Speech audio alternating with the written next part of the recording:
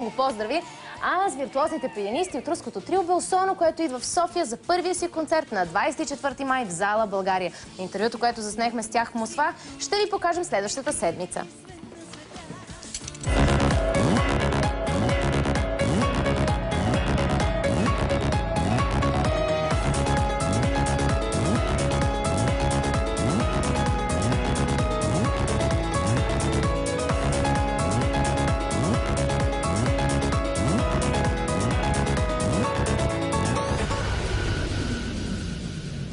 Преди дни най-добрата трибют група на легендарните Deep Purple разтърси Банско, Кюстендил и Благоевград. Интернационалната банда от италянец, ирландец, двама германци и австриец събра хиляди почитатели въпреки обилния дъжд. Рокаджиите дадоха специално интервю за Ирина Жерева и за зрителите на Култ.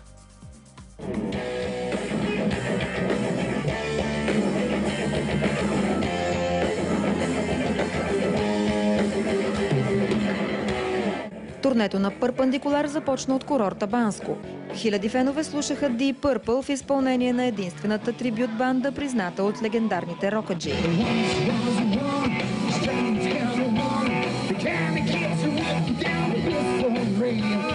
След Банско, дъждовен Кюстендил изненада музиканти и фенове, но въпреки това шоуто под чадърите продължи часове.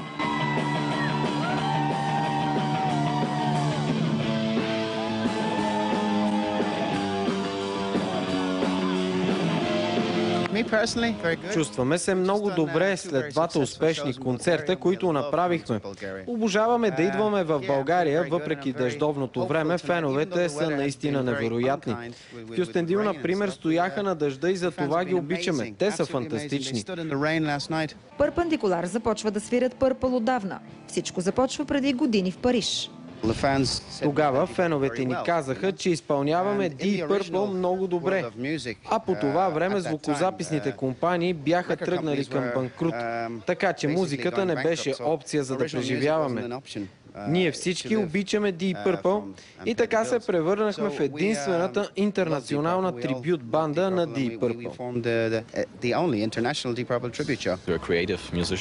Понеже сме много креативна банда, решихме не само да правим кавари на Purple, а да създадем и собствена музика в същия стил, но не да ги копираме.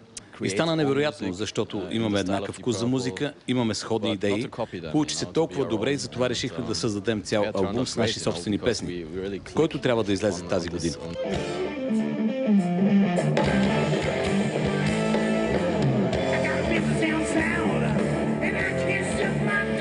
При подготвяне на кавър версиите музикантите се допитват до членовете на Purple, а резултатът е повече от показателен, съдейки по реакцията на феновете.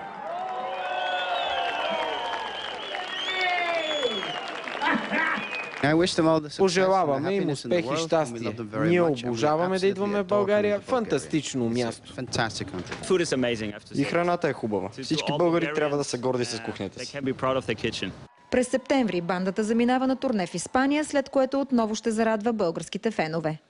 Добре дошли!